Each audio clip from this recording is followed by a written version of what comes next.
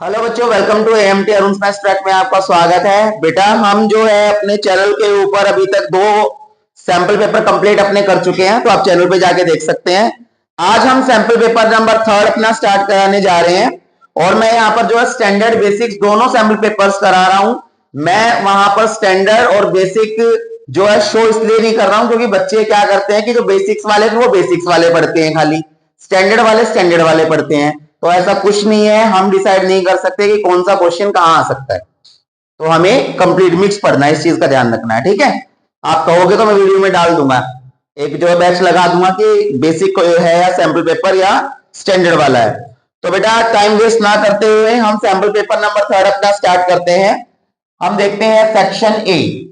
Section A में हमारे पास 20 MCQs होते हैं, तो उन एमसीक्यूज को ही फटाफट हम करना स्टार्ट करेंगे। तो यहां पर क्वेश्चन नंबर फर्स्ट है हमारा। क्वेश्चन नंबर फर्स्ट में बोला गया है the product of a rational number and irrational number is dash. मेरे पास दो नंबर है, एक रैशनल नंबर है, एक इनरैशनल नंबर है, उनका प्रोडक्ट यानी मल्टीप्लीकेशन क्या होगा? ऑप्शन ए रैशनल होगा, option B an integer, option C an irrational number only, option D both rational and irrational. तो आपके अकॉर्डिंग क्या होना चाहिए? तो यहां पर जो इसका आंसर है बेटा वो डी होगा। ये जो है बहुत रैशनल भी हो सकता है एंड इनरैशनल नंबर भी हो सकता है। तो मैं यहां पर जो है आपको थोड़ा सा एक्सप्लेन करके दिखा देता हूं। मान लीजिए मैंने दो रैशनल नंबर लिए, ये आपका एक जो है मैंने क्या लिया इनरैशनल नंबर और एक मैंने ले लिया रैशनल नंबर, मल्टीप्लाई करके आ गया इनरैशनल आया ना, आया है नहीं आया है?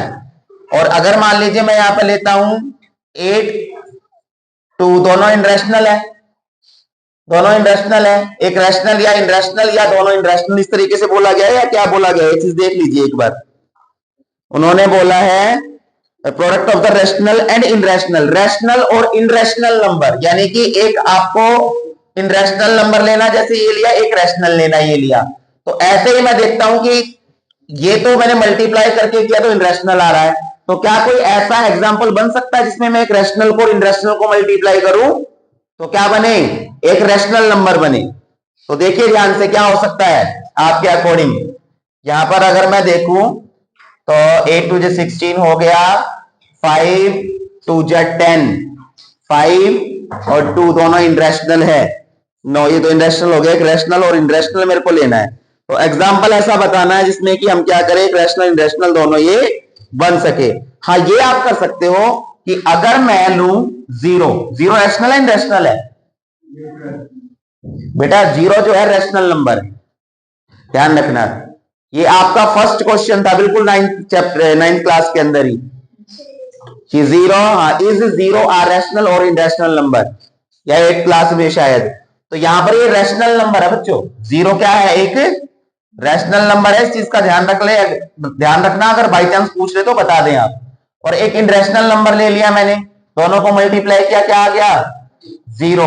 तो यहां पर रैशनल इनरैशनल और रैशनल को मल्टीप्लाई किया तो इनरैशनल आया था, और बेटा मैंने यहां पर एक रैशनल को और एक इनरैशनल नंबर को मल्टीप्लाई किया है, तो यहां पर ये रैशनल ही आ रहा, because zero is a rational number. समझ आ गई बात? तो भाई यहां ऑप्शन नंबर हमारा डी बन रहा है। टाइम ज्यादा वेस्ट नहीं करते हैं, फटाफट आगे देखते हैं, क्योंकि एमसीक्यूज में टाइम हमें बचा के चलना है, लेकिन गलती नहीं होनी चाहिए, इस चीज का ध्यान रखना। तो यहां पर क्वेश्चन नंबर सेकंड है बेटा। क्वेश्चन नंबर सेकंड के अंदर एक आपको ग्राफ बना के दिया हुआ है, इस तरीके से ये ग्राफ दे दिया है, और यहां से इस तरीके से एक लाइन जो है कट कर रही है। ये आपका एक्स एक्सिस है, x negative, y positive, y negative. तो ज्यादा हाईलाइट नहीं कर रहा हूं, ये आपका जो है ओरिजिन है जीरो। नंबर ऑफ जीरोज आपसे पूछ ली, नंबर ऑफ जीरोज। तो मैंने क्या बताया था कि ये लाइन एक्स को जितनी बार टच करेगी, जो कर्व लाइन है एक्स को जितनी बार काटेगी या टच करेगी, उतने ही नंबर ऑफ जीरोज होंगे। तो यहां पर 1 और 2 नंबर ऑफ जीरोज कितने आ गए बच्चों? 2। तो यहां पर ऑप्शन देख लेते हैं कौन सा बन रहा है। यहां पर आपका ऑप्शन बन रहा है 2 बी, बी आपका ऑप्शन है बेटा। ठीक, समझ आ रहा क्वेश्चन सभी को? सभी को? ओके, क्वेश्चन नंबर 3 देख रहे हैं बेटा। तो 3rd क्वेश्चन के अंदर यहां पर बोला गया है, in the given figure graph of the two linear equation. यहां पर भी ग्राफ दे रखा बेटा इस तरीके से, फटाफट मैं ग्राफ बना देता हूं। एक इस तरीके से लाइन आ रही है यहां, और दूसरी लाइन इस तरीके से आ रही है।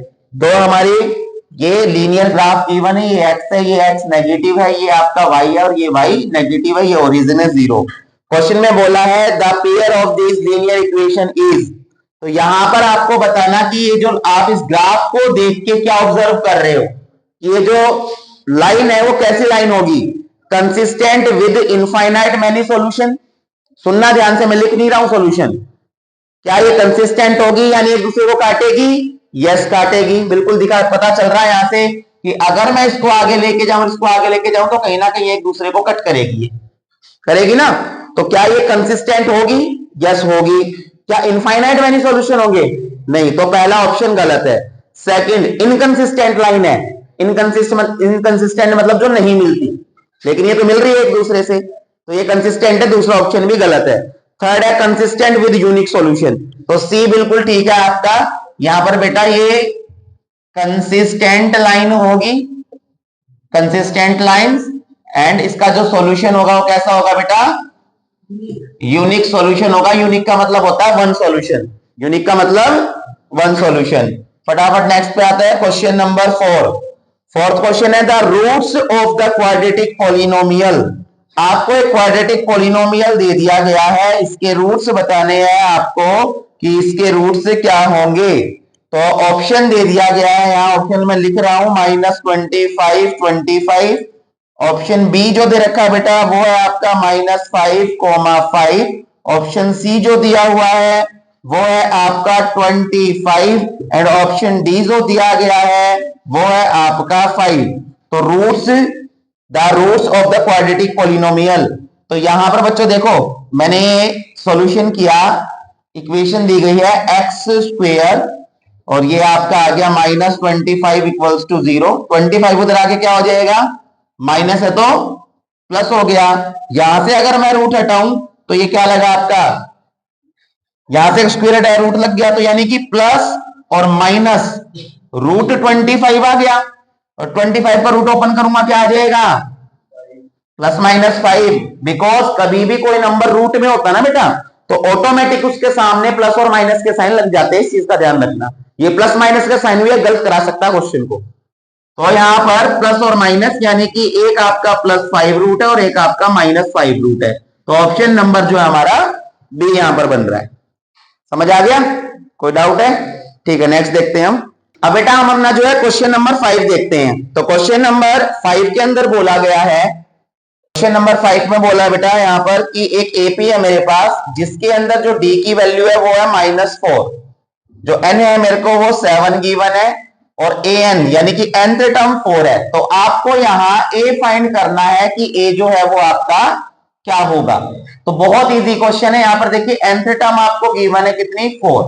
अब ए एन का जो फॉर्मूला होता है वो होता है आपका a + n-1 इंटू डी = 4। ए मेरे पास है नहीं, प्लस एन मेरे पास 7 है, -1, डी है मेरे पास -4।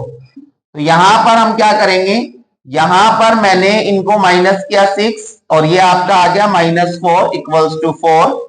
सोल्व किया, ये आ गया माइनस का 24, ये 4 आ गया, एंड a = 4। 24 माइनस था, राइट साइड जाके प्लस हो गया, 24 एंड 4 को प्लस किया 28, यानी कि जो a की वैल्यू अब आपकी कितनी आ गई? 28। और जो 28 आपकी जो वैल्यू आई है वो ऑप्शन हमारा कौन सा बन रहा है? ऑप्शन बन रहा है ए। तो ए ऑप्शन हमारा बिल्कुल ठीक है। आया क्वेश्चन समझ में? क्लियर है? तो अब जो है क्वेश्चन नंबर 6 देख लो बेटा। 6 क्वेश्चन के अंदर बोला है आपको डिस्टेंस निकालना है। तो यहां पर फिगर तो नहीं बनी हुई है, बट मैं यहां फिगर बना के आपको दिखा रहा हूं। ये आपका ए पॉइंट है, मान लीजिए ये बी पॉइंट है, और यहां पर जो है ये आपका साइन थीटा गिवन है, ये कोस थीटा गिवन है, यानी कि नंबर्स नहीं दे रखे हैं, ट्रिग्नोमेट्री रेशियोज आपको गिवन है। उसके बाद ये आपका है cos theta comma minus sine theta, कोस थीटा माइनस साइन थीटा। अब आपको क्या करना है बेटा, आपको यहां इसकी डिस्टेंस निकालना है। तो डिस्टेंस ऑफ ए बी, तो डिस्टेंस का फॉर्मूला आपको मालूम है under root x2 minus x1 का whole square plus y2 minus y1 का होल स्क्वायर। फॉर्मूले याद है ना सभी को सारे? एग्जाम आगे बेटा डेली जो एक बार रिवाइज किया करो फॉर्मूला, उसको वैल्यू पुट करता हूं मैं यहां पर जो है बेटा इसको तो मान लेता हूं x1, इसको मैंने y1 मान लिया, ये x2 है और ये आपका y2 है। अब लिखना स्टार्ट करेंगे तो x2 आ गया आपका cos theta under root cos theta minus x1 यानी साइन थीटा। बेटा क्लास के दौरान बोला मत करो प्लीज, बिल्कुल सामने ध्यान दो। और यहां पर ये आपका आ गया y2 यानी कि ये है माइनस साइन थीटा और माइनस y1 है हमारा कोस थीटा और इसका भी स्क्वायर। तो यहां पर बेटा कोई एंगल तो गिवन है नहीं कि मैं वैल्यू पुट कर दूं, तो यहां पर मैं a minus b whole square का फॉर्मूला ओपन करूंगा। तो यहां पर a minus b whole square का फॉर्मूले में अगर देखेंगे तो cos square theta plus sine square theta minus 2 cos theta और ये आपका आ गया साइन थीटा। ये मैंने ओपन कर लिया identity a minus b whole square की, प्लस का प्लस आ गया। यहां पर अगर मैं माइनस करूंगा तो माइनस साइन का square plus sine square theta हो गया, कॉस का स्क्वायर बेटा कोस स्क्वायर थीटा हो गया और यहां पर आ गया माइनस 2ab, तो जो a है वो भी माइनस का ना, वो माइनस माइनस प्लस बना देगा, तो plus 2 sine theta cos theta. ये समझ आ गया आइडेंटिटी कौन सी लगी है, कैसे लगी है सभी को? अब यहां पर देखिए ये minus 2 cos theta minus 2 sine theta cos theta cut हो गए। ये जो आइडेंटिटी है ये 1 की होती है बेटा आइडेंटिटी, ये वाली, तो ये 1 बन गया, प्लस का प्लस आ गया और यहां पर भी ये जो आइडेंटिटी है 1 की होती है, 1 बन गया। ये कैंसिल हो चुके हैं दोनों, तो 1 + 1 अंडर रूट 2 यूनिट्स। ये आपका आंसर आया है जो आपसे पूछा गया था, डिस्टेंस इन दोनों पॉइंट के बीच का। तो डिस्टेंस जो ऑप्शन बन रहा है अंडर रूट 2 यानी कि ए ऑप्शन इसका बन रहा बेटा, ए ठीक है। क्या क्वेश्चन सबको समझ में आया? ये घबराना नहीं है बिल्कुल भी, देख के आपको फॉर्मूले याद होने चाहिए, आप साथ साथ जो क्वेश्चन को कर सकते हैं। क्वेश्चन नंबर 7 को जो है हमने इसके अंदर स्किप कर दिया बिकॉज इसके अंदर जो कंसेप्ट है वो 11th क्लास का यूज हो रहा है, और अगर एक दो कंसेप्ट होते तो देख लेते। चैप्टर जो है आपका स्ट्रेट लाइन चैप्टर है 11th क्लास के अंदर, तो उसका मेनली कंसेप्ट यूज किया जा रहा है जिसमें स्लोप भी है, इंटरसेप्ट फॉर्म भी है इक्वेशंस की, and point and slope form भी है। तो इसको छोड़ दीजिए, ज्यादा समझने की जरूरत नहीं, 11th में होगा तब आपको पढ़ाएंगे। तो यहाँ क्वेश्चन नंबर हम 8 पे आ जाते हैं।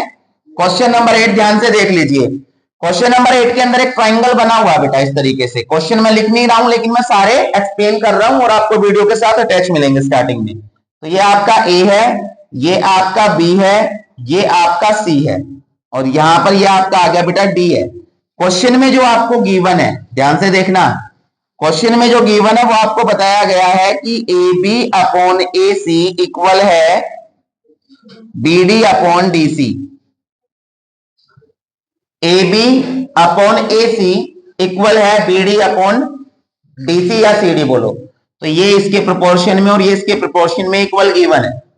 इसके अलावा जो क्वेश्चन में आपको गिवन है वो ये 70 डिग्री गिवन है और जो दूसरे वाला एंगल है वो दूसरे वाला एंगल आपको दिया गया है कितना, सी 50 डिग्री।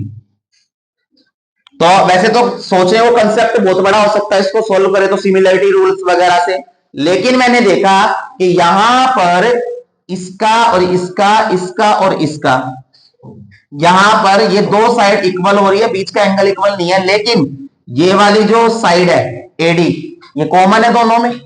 तो क्या मैं ऐसे लिख सकता हूं, थोड़ा सा सोल्व करके दिखा रहा हूं। In triangle A B D and triangle A C D, A B D and A C D, दोनों ट्राइंगल्स के अंदर A B upon A C equal है B D upon C D या B D upon D C. और बेटा जो ये वाला एडी कॉमन है तो एडी अपॉन एडी अगर मैं लिख दूं तो कोई फर्क नहीं पड़ेगा, सेम चीज है, कॉमन है। तो साइड से जो ट्राइंगल है ए बी डी वो आपका सिमिलर हो गया ए सी डी के, by side side side rule. क्या यहां तक समझ आ गया?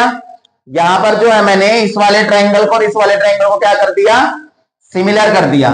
अब सिमिलर हो गए तो बच्चों क्या इसका ये वाला एंगल जिसको मैं हाईलाइट कर रहा हूं रेड पेन से और ये वाला, ये दोनों इक्वल हो जाएंगे ना, बिकॉज सिमिलर ट्राइंगल के एंगल इक्वल होते हैं, साइड्स के रेशियो इक्वल होते हैं, एंगल डायरेक्ट इक्वल होते हैं और साइड्स के रेशियोज इक्वल होते हैं।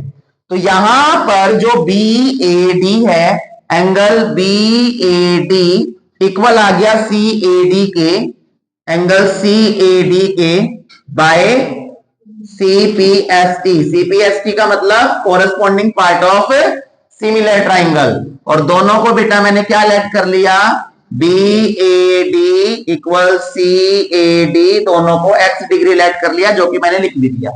अब मैं एएफपीटी लगाता हूं, एंगल सम प्रॉपर्टी।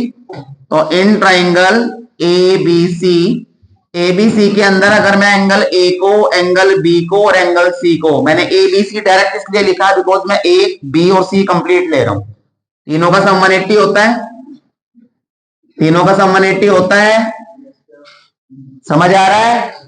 मैंने पहले दोनों को सिमिलर करके एंगल सिमिलर किए हैं, उसके बाद एएफपीटी लगा रहा हूं, angle sum property of triangle. अब यहां पर जो एंगल ए है वो क्या है, एक्स प्लस एक्स है, तो क्या मैं इसको एक्स प्लस एक्स लिख सकता हूं? एंगल बी 70 डिग्री है, एंगल सी 50 डिग्री है, 180 का 180, एक्स प्लस एक्स दोनों प्लस हो गए, 2x हो गए, यहां प्लस करूंगा 120, 180 का 180, यहां पर 2x 180, 120 बेटा प्लस था, इधर आके माइनस हो गया, कितना आ गया माइनस करके 60, 2 मल्टीप्लाई एक्स के साथ राइट साइड जाके डिवाइड हो जाएगा, तो x की वैल्यू क्या हुआ, क्या बनी 30। पूछा क्या गया था देख लेते हैं बच्चों, क्वेश्चन में आपसे पूछा गया है एंगल बी ए डी, तो बी ए डी एक्स ही तो पूछा है इसका मतलब, तो एंगल बी ए डी आपसे पूछा था और बी ए डी आपका एक्स था, तो एक्स क्या निकल गया बच्चों 30 डिग्री, और ऑप्शन कौन सा बना, बी ऑप्शन आपका बन गया। क्वेश्चन क्लियर हुआ? मैंने क्या किया, दोनों को सिमिलर किया पहले, सिमिलर करने के बाद by CPST corresponding part of similar triangle से दोनों एंगल बराबर हो गए, और अगर ये दोनों एंगल जब बराबर हो गए हैं तो मैं इस ट्राइंगल के अंदर पूरे एबीसी के अंदर बड़े में मैंने क्या कर दी, एएसपीटी लगा दी, angle sum property of triangle. तीनों एंगल का सम 180 होता है, ए की जगह मैंने x प्लस एक्स रख दिया, बी की जगह मैंने 70 रख दिया, सी की जगह मैंने 50 रख दिया, दोनों का sum 120, x plus x 2x equals to 180 का 180, 120 प्लस है, इधर आके माइनस हो गया बेटा, 180 से 120 गया 60, 2 मल्टीप्लाई था, नीचे आके डिवाइड हो गया 60 के साथ, कट करके 30 आ गया। मेरे से पूछा था बी ए डी ये वाला एंगल, तो बी ए डी एक्स ही था और एक्स हमने 30 डिग्री निकाल दिया, ऑप्शन बी ठीक है। क्लियर है? ओके आगे चलते हैं। अब बेटा हम अपना क्वेश्चन नंबर 9 देखते हैं। तो क्वेश्चन नंबर 9 के अंदर जो मेरे को बोला गया, एक सर्कल है मेरे पास, सर्कल के ऊपर पीटी जो है क्या है, टेंजेंट है। इसके अलावा जो है सर्कल के अंदर ये जो ओ इसका सेंटर है, यहां से एक लाइन ड्रॉ की गई है जो बी से यहां ज्वाइन करती है, और एंगल टीपीओ आपको 35 डिग्री गिवन है, आपको एक्स की वैल्यू बतानी है क्या होगी। ठीक है, क्वेश्चन लिखा नहीं है, क्वेश्चन मैंने एक्सप्लेन कर दिया। ये आपका डायमीटर है, ये टेंजेंट है, ओके, यहां से एंगल बना हुआ 35, ये एक्स आपको निकालना है। सॉल्यूशन स्टार्ट कर रहा हूं, ध्यान से देखिए बेटा। जो ये वाला एंगल है यहां पर, जिसको मैं रेड पेन से हाईलाइट कर रहा हूं, ये एंगल यहाँ 90 डिग्री होगा। क्यों होगा 90 डिग्री ये, बिकॉज यहां पर ये रेडियस और टेंजेंट ज्वाइन कर रही है, तो angle PTO, angle PTO equals to 90 degree होगा। रीजन देंगे यहां, एंगल सबटेंड बिटवीन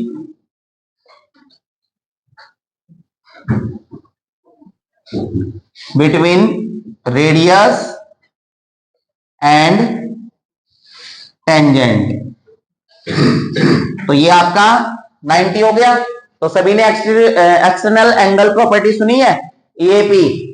तो यहां इस तरीके से ट्राइंगल बना हुआ आप देख सकते हो, यहां ये 35 है, ये 90 है, तो इन दोनों का सम इसके इक्वल होगा ना, एक्स वाले के, तो यहां पर एक्स का सम इसके और इसके इक्वल होगा, तो एक्स इक्वल्स टू हो जाएगा आपका कितना, angle OTP, OTP plus angle TPO, TPO bye exterior angle property. अब x ये आपका 90 डिग्री है बेटा, और OTP 35 है, प्लस करेंगे दोनों को तो 125 हो गया आपका। तो एंगल x आपका आ गया 125 डिग्री। तो ऑप्शन जो है आपका इसमें कौन सा बन रहा है देख लेते हैं। ऑप्शन जो है हमारा 9th क्वेश्चन है ना, ये 9th क्वेश्चन का ऑप्शन 125C बन रहा है। पढ़ाते वक्त बातें मत किया करो, बार बार बोलने की ना मुझे आदत है और नहीं आप लोगों को सुनने की होनी चाहिए। क्वेश्चन नंबर जो है 10, क्वेश्चन नंबर 10 के अंदर क्या बोला गया देख लीजिए। To circles of radius 10 and 8 intersect each other and the length of the common code is 12। Question में बोला है मेरे पास एक ये सर्कल है, ये दूसरा सर्कल है, एक दूसरे को कट करते हैं। ध्यान से देख लेना, एक की रेडियस जो है बेटा वो मेरे को 8 सेंटीमीटर गिवन है, फिगर बनी हुई है लेकिन मैं आपको बना के दिखा रहा हूं। एक की 10 सेंटीमीटर गिवन है और दूसरे वाले की जो रेडियस है वो आपको दी गई है बच्चों कितनी, 8 सेंटीमीटर। कॉमन कोड है कि तो ये ए और बी जो मैं नेमिंग कर रहा हूं, दिखाई दे रहा है सभी को, दिखाई दे रहा है सभी को। तो यहां पर ये कॉमन कोड है आपकी, आपको यहां पर डिस्टेंस बिटवीन द दिए सेंटर्स आपको ये बताना, देखो ये सेंटर M है इसका, ये सेंटर N है इसका, इन दोनों के बीच का डिस्टेंस बता दीजिए कितना है। ये जो कोड है आपको कोड की लेंथ बता रखी है कितनी, 12 सेंटीमीटर। तो बेटा ये जो कंसेप्ट है ना, ये चैप्टर नंबर 9 था 9th क्लास में सर्कल्स, उसके अंदर सीखा था हमने कि जिसमें अगर मेरे पास कोई दो सर्कल है, एक दूसरे को 2 पॉइंट पे इंटरसेक्ट कर रहे हैं और उसके बीच में कॉमन कोड मैंने ड्रॉ कर दी, तो अगर मैं दोनों सेंटर से मिलाकर इसका बाइसेक्टर यहां ड्रॉ करूंगा तो ये वाले एंगल और ये वाला एंगल यहां पर 90 डिग्री आ जाएगा। ये मैंने 9th क्लास में सीखा था। दोबारा बता रहा हूं, दो सर्कल्स है, एक दूसरे को 2 पॉइंट पे कट कर रहे हैं, अगर मैंने यहां पर किसी पॉइंट से यानी सेंटर से बाइसेक्टर खींचता हूं मैं इस कोड का, ये कोड ही तो है बच्चों, ये देखो सर्कल है ऐसे और ये कोड ही तो है यहां, और यहां से इस तरीके से बाइसेक्टर ड्रॉ कर रहा हूं इसका, तो ये 90 डिग्री के एंगल बनाती है हमेशा। Bisector drawn from the centre on a code is always bisected, वो हमेशा उसको क्या करेगा, बाइसेक्ट करेगा। तो ये मेरे को टोटल 12 सेंटीमीटर गिवन थी, तो ये भी 6 आ गई और ये भी 6 आ गई। आपसे क्वेश्चन में पूछा गया MN का डिस्टेंस निकाल दो, तो ध्यान से देखिए MN का डिस्टेंस ये है, इस पॉइंट को जो ये कट कर रहा है यहां पर मैं इस पॉइंट को R मान लेता हूं, तो इसमें और इसमें PGT लग के साइड से निकल जाएगी दोनों। पाइथागोरस थ्योरम से मेरे पास हाइपोटेन्यूज है, परपेंडिकुलर है, बेस निकल जाएगा ये। तो ऐसे ही लगाना दोनों में, सॉल्यूशन कर रहा हूं। AMR ये R पॉइंट है, AMR ट्राइंगल लिया मैंने, फटाफट देखते हैं। इन ट्राइंगल AMR और AMR के अंदर बेटा मैंने पाइथागोरस थ्योरम लगाई। यहां पर h square equals to b square plus b square, h square equals to perpendicular square plus base square. Hypotenuse है h10, परपेंडिकुलर है 6। देख लीजिए ये हाइपोटेन्यूज ये परपेंडिकुलर, तो यहां पर हाइपोटेन्यूज है हमारी 10 स्क्वायर, परपेंडिकुलर है बेटा 6, बेस बेस नहीं है तो बेस मैंने ले लिया MR, ये आपका आ गया MR स्क्वायर। 10 10 जा 100, 6 6 जा 36, MR स्क्वायर का MR स्क्वायर 100, 36 इधर आके माइनस हो गया, राइट साइड क्या रह गया आपका MR स्क्वायर। यहाँ पर ये आपका 64 आ गया, MR स्क्वायर का MR स्क्वायर, स्क्वायर हटा के रूट लग गया, और 64 किसका रूट होता है, 8 का, तो MR यानी कि आधा डिस्टेंस निकल गया मेरे पास 8। सिमिलरली अब मैं ट्राइंगल लेता हूं ANR, ये वाला ANR, तो इन ट्राइंगल ANR और ANR के अंदर मैं क्या लगाता हूं, पाइथागोरस थ्योरम। यहाँ पे आपका आ गया h square equals to p square plus b square. अब इसका हाइपोटेन्यूज है 8, तो ये आपका आ गया 8 स्क्वायर, परपेंडिकुलर, परपेंडिकुलर बेटा 6 है ये वाला, ये आ गया आपका 6 स्क्वायर प्लस बेस, बेस है इसका ये NR, NR जो मेरे पास नहीं है तो NR का NR लिख दिया मैंने स्क्वायर। ये 8 8 जा 64, 6 6 जा 36, NR स्क्वायर का NR स्क्वायर। यहाँ पर 64 36 माइनस हो गया बेटा, यहाँ बच गया आपका NR स्क्वायर, माइनस करेंगे 14 से 6 गया 8 और ये 5 से गया 28 बच गया एन आर स्क्वायर, और यहां से अगर मैंने स्क्वायर कट किया तो रूट लग गया। इसका अगर मैं रूट ओपन करूंगा तो पहले हम ऑप्शन चेक करेंगे, क्या ऑप्शन में कोई रूट का ऑप्शन दे रखा है? ओपन करके तो ओपन करके बनाएंगे हम। हाँ बिल्कुल दिया हुआ है, तो यहाँ पे रूट हम ओपन करेंगे बच्चों, तो ये आपका आ जाए 2 2 जा 4 7 जा, ये रूट ओपन कर दिया बेटा मैंने एन आर। तो देखो आपसे जो पूछा गया था एम एन, दिखाई दे रहा है एम एन, ये पूछा था।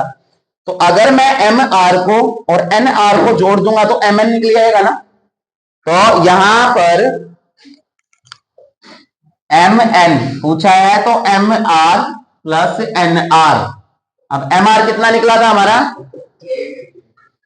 8 निकला था हमारा एम आर, ये रख दिया मैंने 8। और एन आर कितना निकला था? 2√7, ये रख दिया 2√7 सेंटीमीटर में थे तो सेंटीमीटर आ गया। ऑप्शन देखते हैं कौन सा बन रहा है आपका। तो यहां पर ऑप्शन नंबर डी, बिल्कुल डी ऑप्शन आपका बिल्कुल ठीक है। एक जब पढ़ाऊं ना बेटा थोड़ा सा ध्यान दिया करो, खाली लिखना लिखना साथ साथ लिखना लिखना। नेक्स्ट क्वेश्चन है हमारा, ये समझ आ गया ना सभी को? समझ आ गया ना? तो 9th का कंसेप्ट भी यूज हो रहा है 10th में। तो 9th का हम दे सकता है, ये हमें 8th का दे सकता है, ये हमें 7th का दे सकता है। 11th से क्या पूछे ये कम चांस है, आगे का नहीं पूछेगा, पीछे का पूछ सकता है, चाहे वो 3rd क्लास का पूछ ले आपसे। तो यहां पर देखिए क्वेश्चन नंबर जो हम आ जाते हैं 11 के ऊपर। तो 11th क्वेश्चन में बोला गया है साइन एक्स, कोई बोलेगा नहीं, sine x plus sine square x equals to 1 है, ये आपको गिवन है। आपको फाइंड करना है बेटा, फाइंड करना है क्वेश्चन के अंदर। क्या फाइंड करना है? या फाइंड करना है आपको value of cos power 8x plus 2 cos 6x plus cos power 4x। ये क्वेश्चन ऊपर गिवन है, नीचे की वैल्यू आपको फाइंड करनी है। क्वेश्चन समझ आ गया सभी को? करना हम स्टार्ट करते हैं, ध्यान से देखिए। यहां पर मैं साइन एक्स रखता हूं, जो ये साइन स्क्वायर एक्स है इधर आके क्या हो जाएगा? माइनस हो गया साइन स्क्वायर एक्स। और बेटा 1 माइनस साइन स्क्वायर एक्स क्या होता है? Cos square x. तो यहां पर इसको थोड़ा सा नीचे लिख लेता हूं मैं, ताकि आप लोगों को क्लियर सा समझ आ जाए। तो यहां पर ये आपका साइन एक्स को मैंने क्या किया, साइन स्क्वायर एक्स राइट ले गया मैं, ठीक है। अब ये होता है आपका कोस स्क्वायर एक्स, ये होता है कोस स्क्वायर एक्स, और ये आ गया आपका साइन एक्स। तो यानी कि कहीं पर भी अगर साइन स्क्वायर एक्स लिखा हुआ है, कोस स्क्वायर एक्स लिखा हुआ है, तो क्या मैं साइन एक्स लिख सकता हूं? तो इनको मैं स्क्वायर में तोड़ने की कोशिश करता हूं, क्या हो सकता है। तो क्या मैं इसको कॉस स्क्वायर एक्स का पावर 4 लिख सकता हूं, बिकॉज 2 4 8 बनेगा। ऐसे ही मैं इसको 2 कॉस स्क्वायर एक्स की पावर 3 लिख सकता हूं बेटा, क्योंकि 2 3 जा 6 बनेगा। और ऐसे ही क्या मैं इसको कॉस स्क्वायर एक्स का होल स्क्वायर लिख सकता हूं, क्योंकि 2 2 जा 4 बनेगा। अब ये आपका आ गया साइन एक्स, देखो ये रहा cos स्क्वायर एक्स किसके बराबर था? साइन एक्स के, ध्यान से समझ लेना। तो साइन एक्स आपका आ गया और पावर 4 है तो पावर 4 लगा दिया मैंने, लगा दिया। उसके बाद यहां पर 2 का 2 आ गया, ये आ गया बेटा आपका साइन क्यूब एक्स, ये आपका आ गया साइन स्क्वायर एक्स। क्लियर है यहां तक?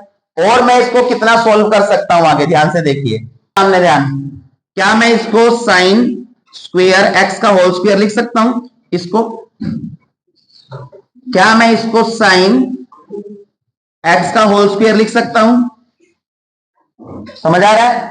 इस आइडेंटिटी को मैंने मान लिया ए स्क्वायर, ये आपका आ गया बी स्क्वायर, बीच में होता है 2 मल्टीप्लाई ए मल्टीप्लाई बी, ये होती है आइडेंटिटी। और ये इक्वल किसकी होती है? ए प्लस बी होल स्क्वायर के।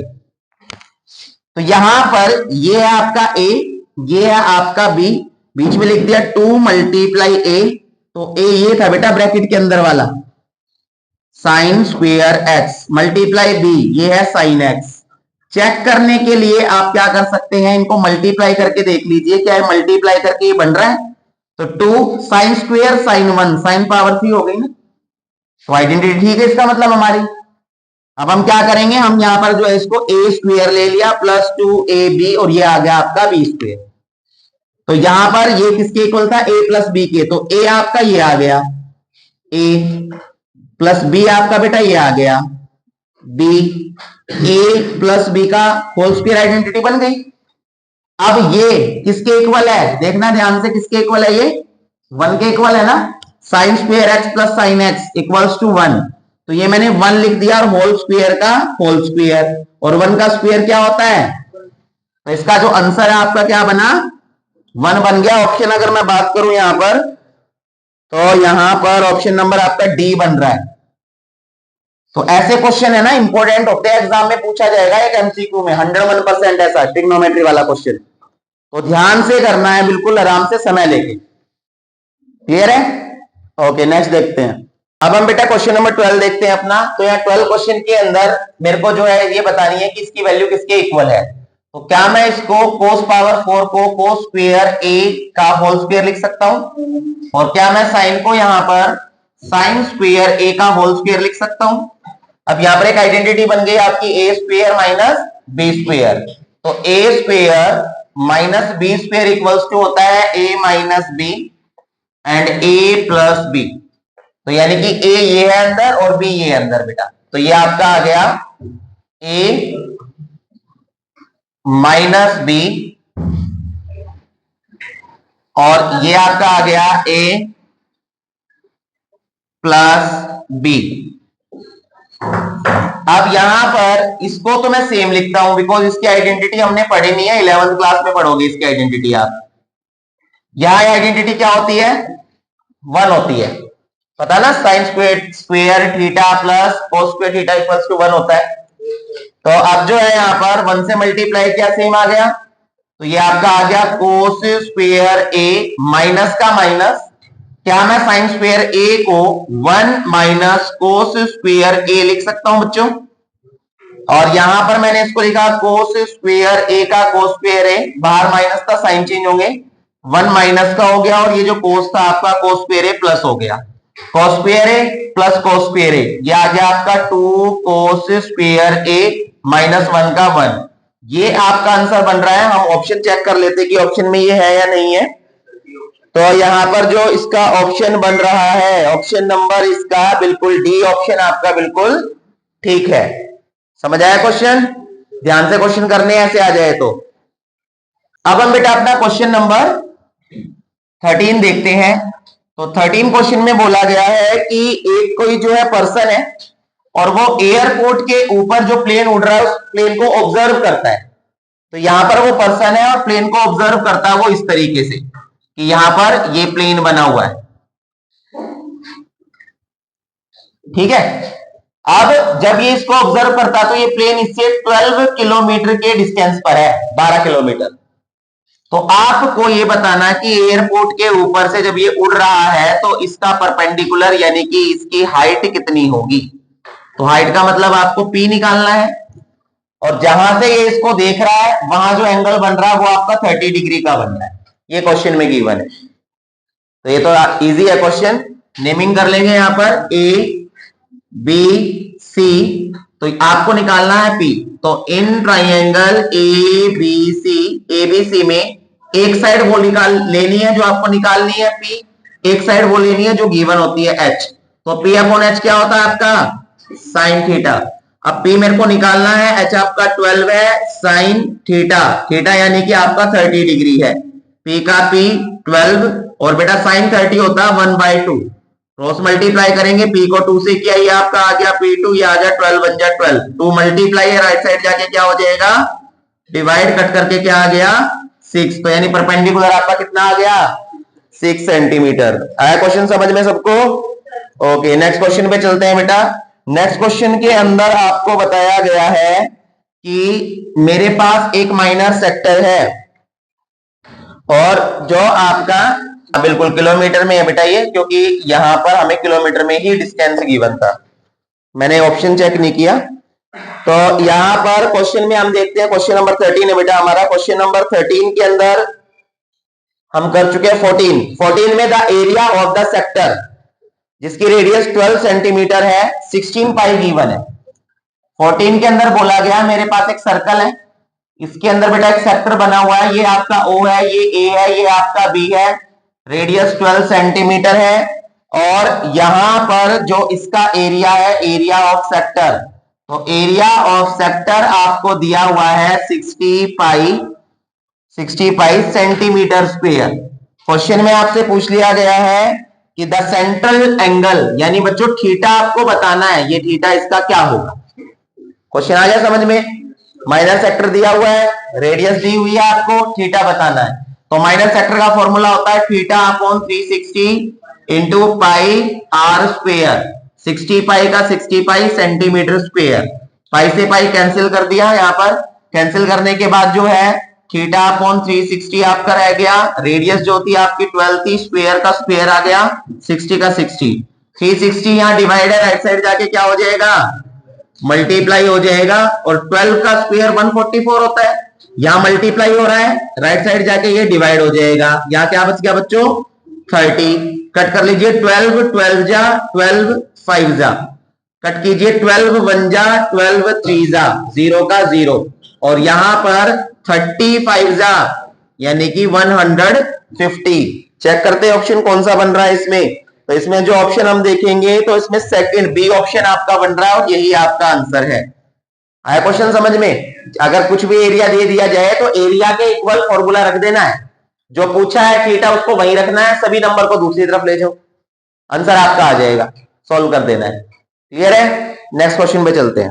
अब बेटा क्वेश्चन नंबर 15 में हमारे को बताया गया था difference of the areas of minor sector of angle 120 and its corresponding major sector of the circle if radius is 21 centimetre. Question में बोला गया है, यहां पर देखो एक सर्कल है मेरे पास, और बच्चों इस सर्कल के अंदर एक जो है माइनर सेक्टर बना हुआ है, इसकी नेमिंग मैंने कर दी ओ ए बी। जो रेडियस आपको गिवन है क्वेश्चन में वो 21 सेंटीमीटर गिवन है, और ये एंगल जो आपको 120 डिग्री गिवन है। ये आपका माइनर सेक्टर, और जो ऊपर बना हुआ बेटा ये आपका मेजर सेक्टर, मेजर सेक्टर। आपसे जो क्वेश्चन में पूछा गया है डिफरेंस बताना दोनों के बीच में, तो दोनों बीच का डिफरेंस मतलब कि दोनों का एरिया निकाल के माइनस करना है। तो रेडियस तो 21 दोनों की है हमारे पास, इसका थीटा 120 है, इसका थीटा कितना हो जाएगा, यहां टोटल कितना होगा 360, तो ये तो आपका थीटा 1 हो गया, ये आपका थीटा 2 है। तो थीटा 2 कैसे निकालेंगे हम, 360 में से आपको ये 120 माइनस करना है, तो 0 4 2 240 डिग्री आपका थीटा 2 आ गया, ये आपका 240 डिग्री। अब आपको निकालना है area of major sector minus में area of minor sector.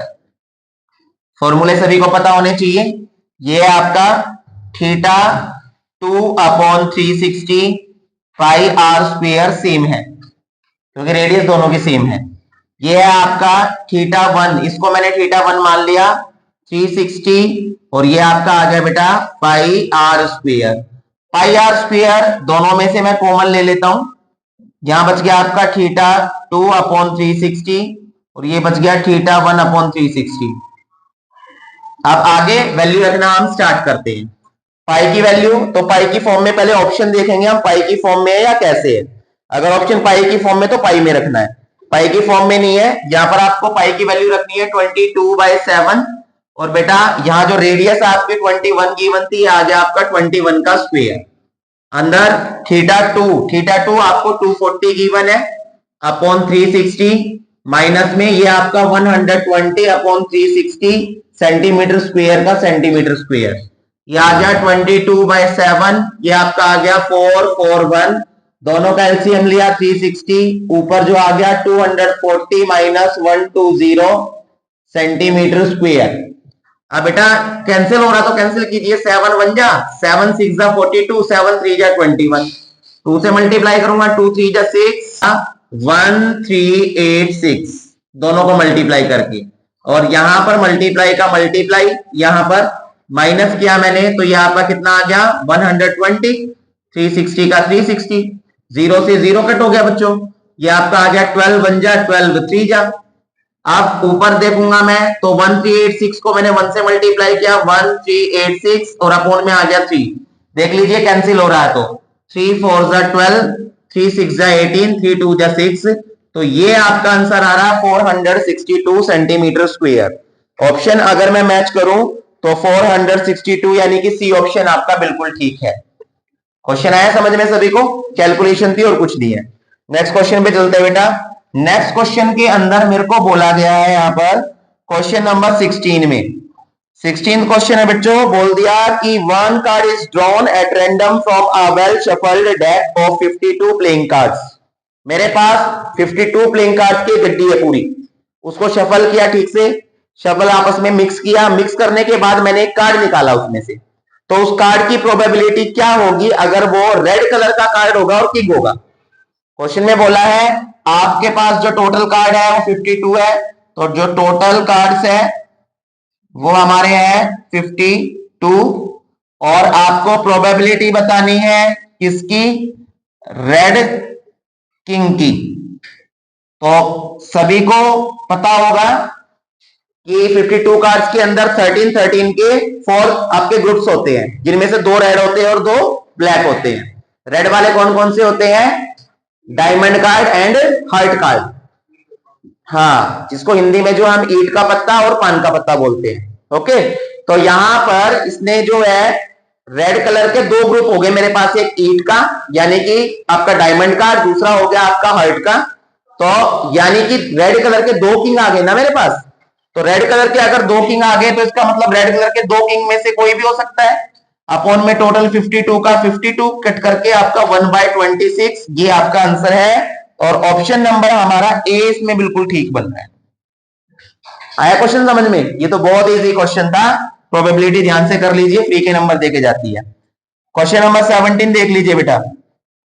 17 question में है a girl calculate the probability of her winning the first prize in the lottery is 0.08। एक लड़की ने लॉटरी की कुछ टिकट्स खरीदी, टिकट्स खरीदने के बाद जो उसने प्रोबेबिलिटी, उसकी जीतने की प्रोबेबिलिटी है कि फर्स्ट आएगी, वो पहले समझ लो बेटा, फिर नोट करना आराम से, पहले समझ लो, वो फर्स्ट आएगी, जीतेगी, उसकी प्रोबेबिलिटी कितनी है 0.08, यानी कि विनिंग प्रोबेबिलिटी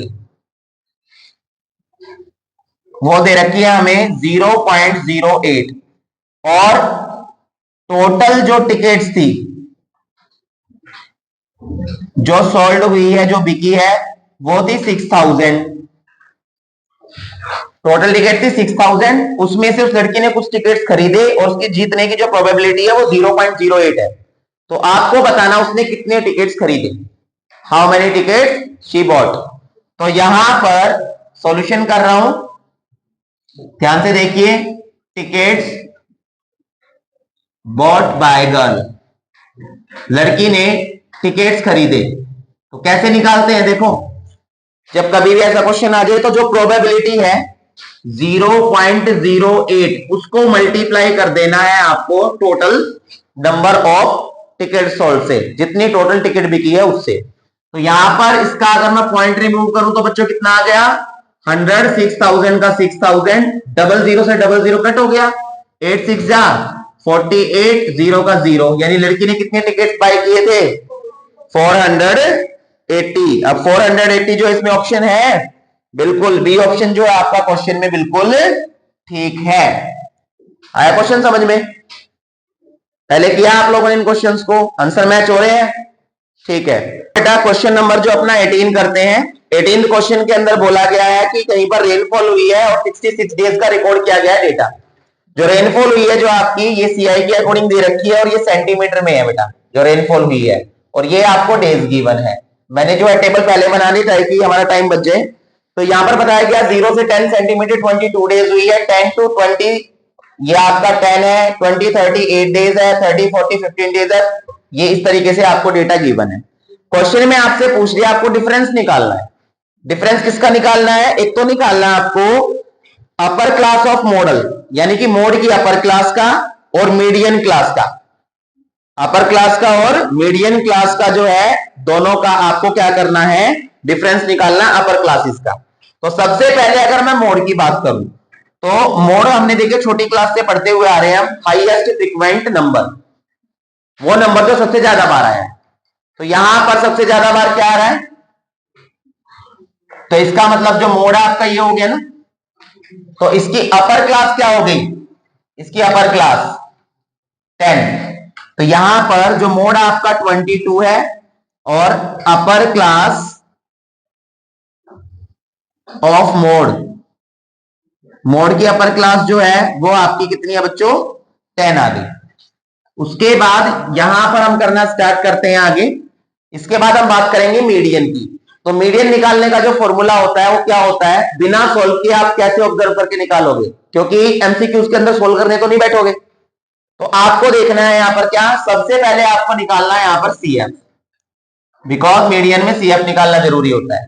22 का 22 आ गया, 22 प्लस 10 32 और ये आपका आ गया 8 40 और ये 15 प्लस करके 55 आपका हो गया, 55 प्लस 5 आपका 60 आ गया, 60 प्लस 6 आपका 66 आ गया। हो गया। अब जो आपके टोटल डेज थे, यानी कि जो इनका सम था टोटल 66, तो मीडियन जो होता है, मीडियन को हम ऑब्जर्व करते हैं n/2 से। तो n कितना है? ये n ही तो होता है हमारा, और ये भी हमारा n ही होता है, मैंने बता रखा है मीडियन जब निकालते हैं। तो ये 66/2 आ गया आपका, तो कितना आ गया? 33। अब 33 किसके नियरेस्ट होगा इनमें से? इन नंबर में से सीएफ में से 33 किसके नियरेस्ट है? 32 के। लेकिन हम कभी भी लोअर लिमिट नहीं लेते हैं, हमें आगे यानी कि 33 से बड़ा नंबर हम ले सकते हैं, छोटा नंबर नहीं ले सकते।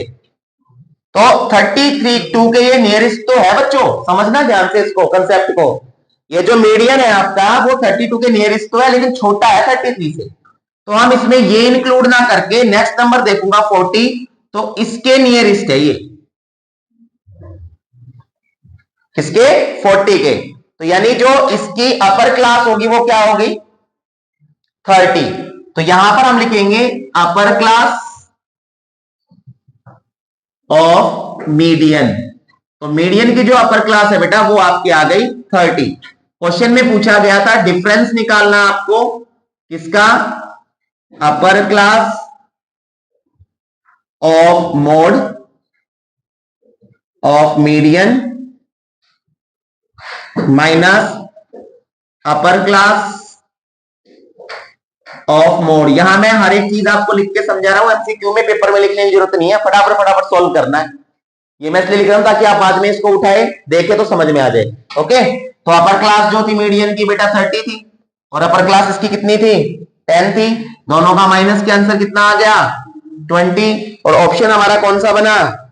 ऑप्शन नंबर जो हमारा इसमें बन रहा है 20, तो ऑप्शन नंबर ये आपका डी ऑप्शन है आपका, ठीक है क्वेश्चन समझ में?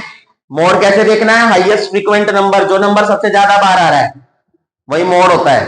तो इसकी upper limit lower limit. Median कैसे देखना है? मीडियन के लिए पहले सीएफ निकालना है। सीएफ निकालने का तरीका 22 का 22 में 10 प्लस करके लिखना है, इस तरीके से सीएफ बना लेना है। फिर आपको जो n था n का हाफ कर देना है 33। फिर देखना सीएफ में 33 किसके नियरेस्ट है? तो 33 से बड़ा नंबर के नियरेस्ट देखना, छोटे के नहीं देखना है। 33 तो 32 के नियरेस्ट था वैसे तो, लेकिन मुझे बड़े की तरफ जाना तो 40 आ गया, 40 के नियरेस्ट है। अब इसकी जो अपर क्लास है वो 30 है। अब इन दोनों अपर क्लास के बीच का डिफरेंस आपको बताना था, क्वेश्चन में आपने कर दिया।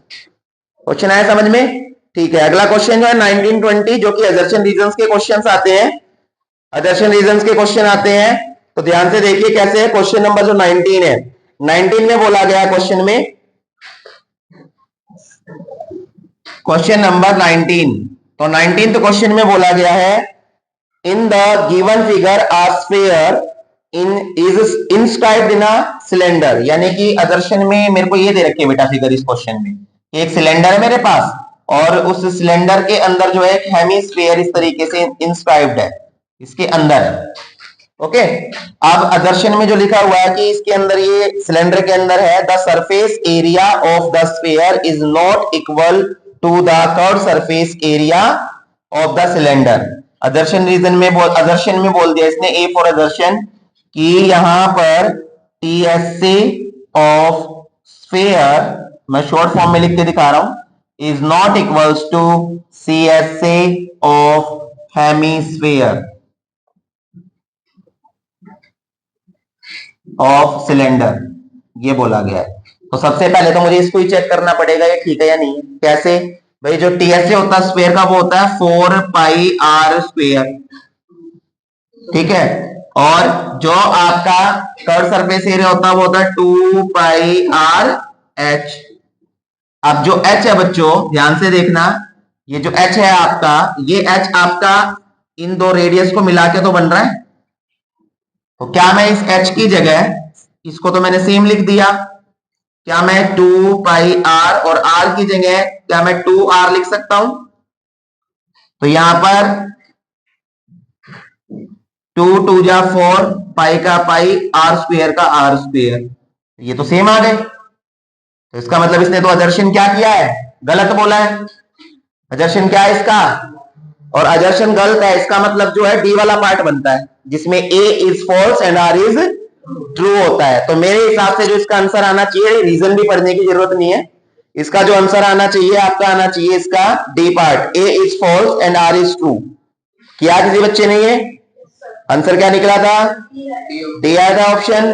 तो बिल्कुल ठीक है बेटा, आपका जो डी ऑप्शन है इसमें ठीक है, मैं आपको एक बार चेक भी कर लेता हूं। तो यहां पर 19 का बिल्कुल ठीक है, डी ऑप्शन आपका ठीक है बच्चों, ए इज फॉल्स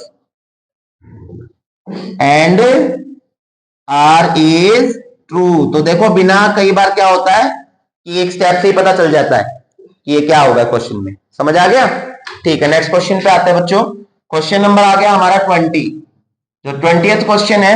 क्वेश्चन में 20 में बोला गया है, क्वेश्चन एक बार पढ़ लेते हैं, समझ आ रहा है भाई सभी को, टाइम पास तो नहीं हो रहा है।